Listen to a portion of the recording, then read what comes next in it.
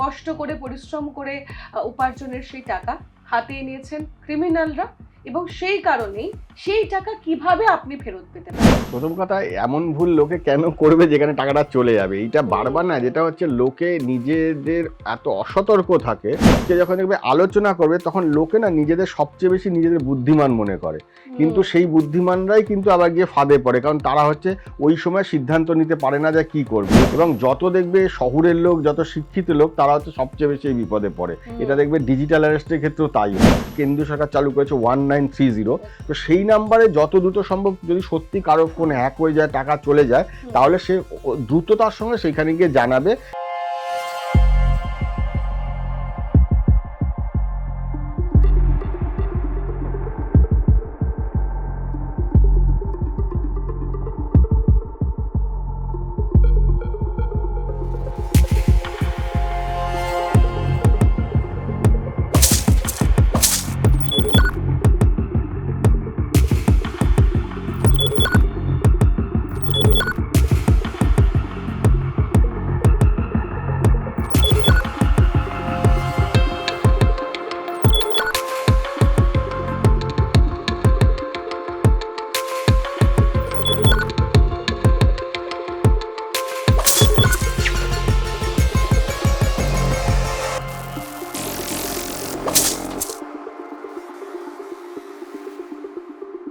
নমস্কার, এই সময় লাইভে আপনাদের সঙ্গে আমি তনুশ্রী আর সাইবার ক্রাইম নিয়ে আরো একটা এপিসোড হাজির হলাম আমরা। এবং সেই এপিসোডে অবশ্যই আমার সঙ্গে রয়েছেন এই সময় সংবাদপত্রের ব্যুরো চিফ চিত্রদীপ চক্রবর্তী। চিত্রদীপ দা, তোমাকে আবারও আমাদের স্টুডিওতে, নিজেদের স্টুডিওতে ওয়েলকাম। কারণ যে অভিজ্ঞতা তোমার দীর্ঘদিনের সাংবাদিক জীবনে তৈরি হয়েছে, সেই অভিজ্ঞতা সত্যি প্রত্যেকটি এপিসোডে আমাদের দর্শকদের জন্য, আমাদের জন্য ভীষণভাবে লাভজনক। সেই কারণেই প্রথমেই বলে রাখি একটা কথা, সেটা হচ্ছে আমরা প্রত্যেকদিন আলোচনা করি বিভিন্ন সমস্যার সমাধান, তবে আজকে আমরা এই আলোচনা শুরু করার আগেই আলোচনা করব সমাধান নিয়ে। কারণ ইতিমধ্যেই প্রচুর গ্রাহক যারা রয়েছেন, প্রচুর মানুষ যাদের টাকা এই সাইবার ক্রাইমের জন্য বেরিয়ে গিয়েছে, লক্ষ লক্ষ টাকা, হাজার হাজার টাকা আমাদের কষ্ট করে পরিশ্রম করে উপার্জনের সেই টাকা হাতিয়ে নিয়েছেন ক্রিমিনালরা, এবং সেই কারণেই সেই টাকা কিভাবে আপনি ফেরত পেতে পারেন, কিভাবে ফের সেই কষ্টার্জিত টাকা আপনার অ্যাকাউন্টে ঢুকতে পারে, সেই সব নিয়ে আলোচনা করব। তাই প্রথম প্রশ্ন চিত্রদীপ দা, টাকা তো চলে গেছে, এখন কিছু করার নেই, সেই টাকা ফেরত পাবো কি করে? প্রথম কথা, এমন ভুল লোকে কেন করবে যেখানে টাকাটা চলে যাবে, এইটা বারবার না, যেটা হচ্ছে লোকে নিজেদের এত অসতর্ক থাকে। এবং আমি একটা প্রবণতা দেখেছি লোকের মধ্যে, সেটা হচ্ছে লোকে যখন দেখবে আলোচনা করবে তখন লোকে না নিজেদের সবচেয়ে বেশি নিজেদের বুদ্ধিমান মনে করে, কিন্তু সেই বুদ্ধিমানরাই কিন্তু আবার গিয়ে ফাঁদে পড়ে, কারণ তারা হচ্ছে ওই সময় সিদ্ধান্ত নিতে পারে না যে কি করবে। ওই আমরা এর আগে বারবার যেটা বলি, সেটা হচ্ছে একটা ভয় আর একটা হচ্ছে লোভ, দুটোর জাতাকলে লোকে গিয়ে আলটিমেটলি পড়ে যায়। এবং যত দেখবে শহুরের লোক, যত শিক্ষিত লোক, তারা হচ্ছে সবচেয়ে বেশি এই বিপদে পড়ে। এটা দেখবে ডিজিটাল অ্যারেস্টের ক্ষেত্রেও তাই হয়। একটা গরিব লোক, কোনো সবজিওয়ালা কিন্তু ডিজিটাল অ্যারেস্টের শিকার হয় না, আলটিমেটলি হয় যে হচ্ছে একজন শিল্পপতি, সে ডিজিটাল অ্যারেস্টের শিকার হয়। কিন্তু এই যে টাকাটা চলে যায়, টাকা চলে যাওয়ার মধ্যে আমাদের কিন্তু একটা একদম থাম রুল আছে, সেটা হচ্ছে যে গোল্ডেন আওয়ার, যেটা আমরা এর আগে একবার আলোচনা করেছিলাম, যে আমার টাকাটা বেরিয়ে যাওয়ার সঙ্গে সঙ্গে আমি কত দ্রুত সংশ্লিষ্ট সংস্থাকে জানাতে পারি, যেই সংস্থা এগুলো নিয়ে ডিল করে। আমরা একটা কমন নাম্বার বলেই দিয়েছি এর আগে, যেটা কেন্দ্রীয় সরকার চালু করেছে 1930, তো সেই নাম্বারে যত দ্রুত সম্ভব যদি সত্যি কারো ফোন হ্যাক হয়ে যায়, টাকা চলে যায়, তাহলে সে দ্রুততার সঙ্গে সেখানে গিয়ে জানাবে যে এই আমার অ্যাকাউন্ট থেকে এই টাকাটা এই অ্যাকাউন্টে গেছে, সেই অ্যাকাউন্টটা যেন ফ্রিজ করা হয়, সেই রিকোয়েস্টটা তিনি করবেন।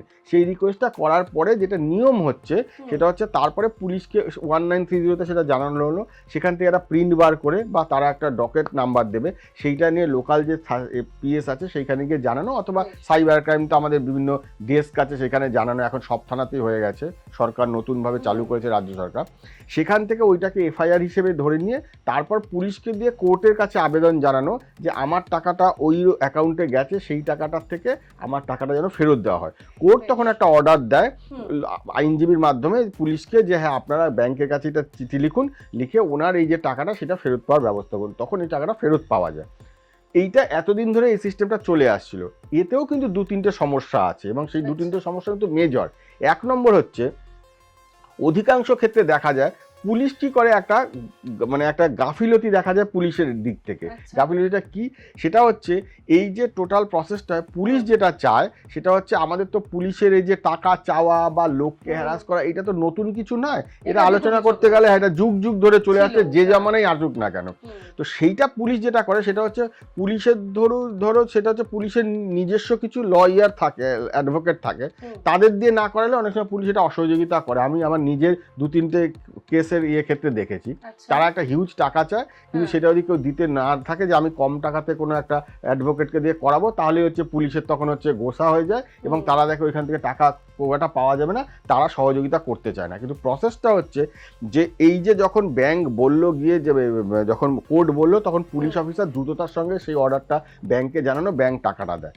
কিন্তু এইখানেই এত বিষয়টা সহজ নয়।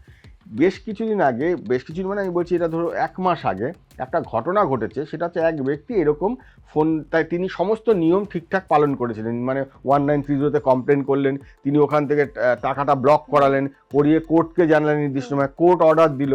ব্যাংকে যখন টাকাটা তিনি ক্লেম করতে গেছেন, তখন দেখা গেছে ওই যে ফ্রিজ করা হয়েছিল যে টাইমটা, তার মধ্যে ফ্রিজে কোনো একটা সময় ওই ফ্রিজের অর্ডারটাকে তুলে নেওয়া হয়েছে ব্যাংক থেকে, কোনো না কোনোভাবে কেউ একটা করেছে, করে একটা মোটা টাকা ওখান থেকে বেরিয়ে চলে গেছে।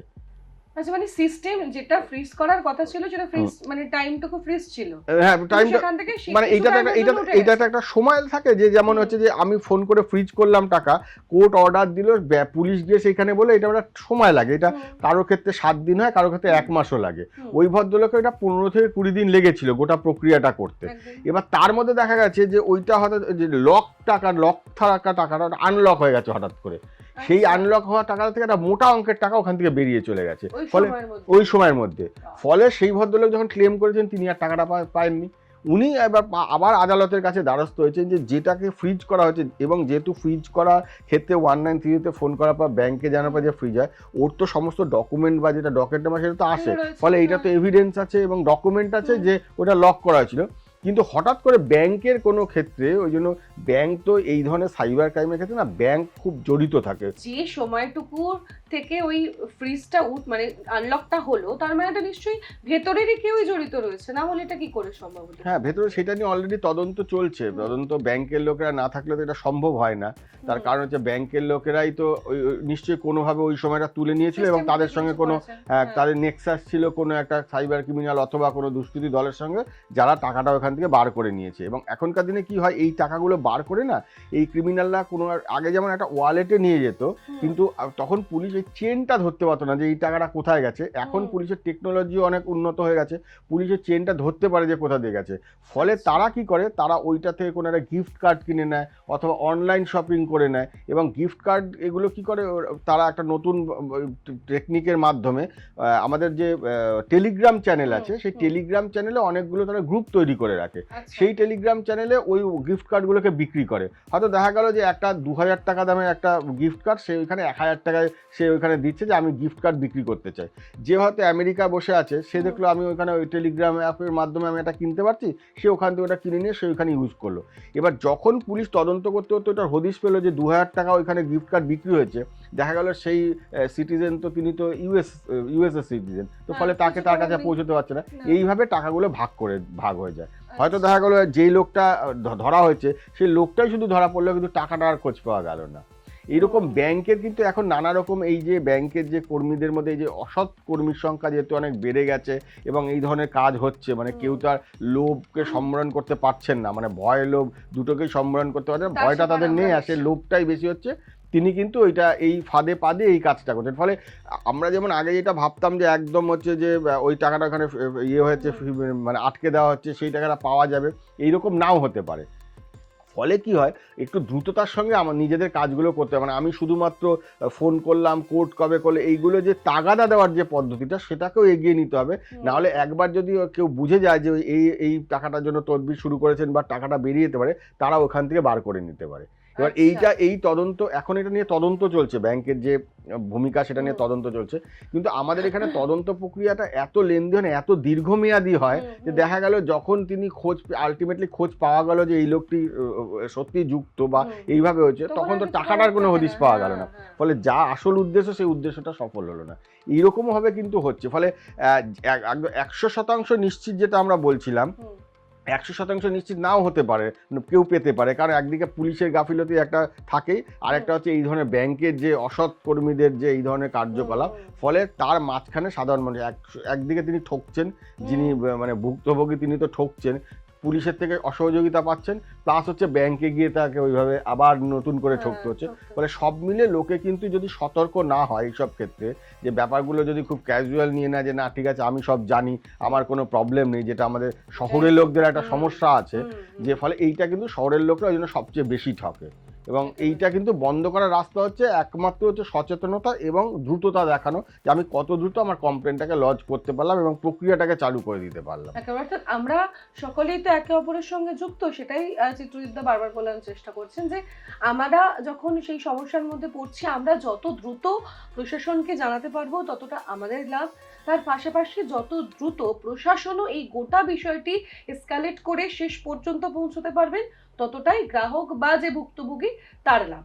আজ এখানেই শেষ করছি, তবে অন্যান্য আরো টপিক নিয়ে, সাইবার ক্রাইমের অনেক বিভাগ রয়েছে, অনেক সমস্যা রয়েছে, সেই সব টপিক নিয়ে আমরা আবারও ফার্দার যে এপিসোডগুলি রয়েছে সেগুলোতে অবশ্যই আলোচনা করব। আজ এখানেই শেষ করছি, সঙ্গে থাকুন।